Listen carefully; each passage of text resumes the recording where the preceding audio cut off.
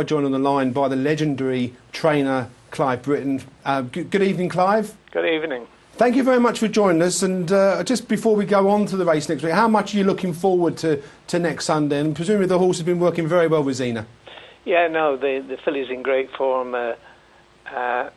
She's done all we've asked her in her homework, and we're confident we're going to go there with a fit filly and a filly with a very good chance.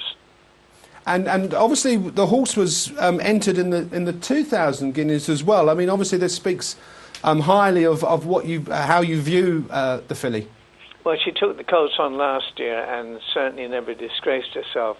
And I think with a far better filly this year, she put on over the winter break. She put on something like 30 kilos, and but not just in beer belly. This was a condition, and we've worked her now down to what we feel will be a racing weight, which will be 480, 482, something like that, you know. And I talked about beer, which is quite coincidental. I mean, obviously comparisons are made with certainly Pebbles. I mean, obviously she was quite a highly strung filly. Presumably Rosina doesn't get the Guinness. Well, I'm very happy with this filly. Her temperament's very good. When she's at the races, she's on the job. I mean, she comes alive. But in her homework, she's very relaxed and switched off. Basically, gives me no worries in her training routine whatsoever.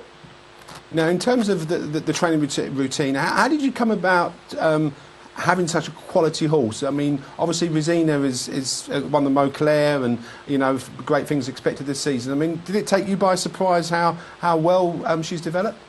No, as far as I'm concerned, every horse that walks into the yard, whether they've cost 2,000, 10,000, 50,000 or 100,000, when they walk in the yard, they all walk in with the same chance of being, or given the same chance of being aimed at the top. I'm often criticised for aiming too high, but I don't think anything beats double tops.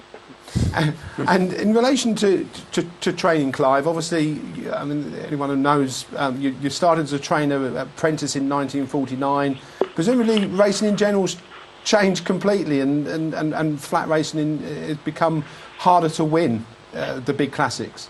Well, when I started back in 1949, a big stable was 30 horses, a large stable. The biggest wouldn't have housed more than 40, and this is multiplied now up to 200-300 horses. And the training grounds. I came to Newmarket in 1952, and there was I think 780 horses in training in Newmarket. Now you add another 2,000 to that. So that's how the training in Newmarket has developed. And you was the first one to install an equine swimming pool as well. And I don't know if you remember how that was done, but in terms of next week, could you enlighten us on who might be riding the horse? Any decision made on the jockey for the race? No, I can't make a decision on the jockey. I would like Ryan Moore to ride her, but I look at it this way: I've got the horse. And the horse comes before the cart. So without the horse, you've got nothing. And we had George Margusson the other day, who was quite bullish on Lady Cristal. Would that be one of your dangers? Nothing would give me more pleasure than obviously me not winning the race, is seeing George win it, because he's a hard-working trainer that, like myself, has dedicated himself from stable lad to trainer, and taking the hard route, if you like, and he's a top-class man. So no, I wish George all the luck, but he'll need it to beat Rosina. Right, and finally, before you go, and thanks very much again for joining us, do we expect that sort of quick dance if the horse gets past the post first next Sunday, Clive? Well, I can promise you one thing: the legs are getting weaker, the actions are getting a bit erratic, but the heart's still dancing. I think that's the important thing. Okay. Thanks very much indeed for joining us, and very best of fortune next week. You've got a great horse there. Let's hope Rosina does yourself justice, and fingers crossed for success next week.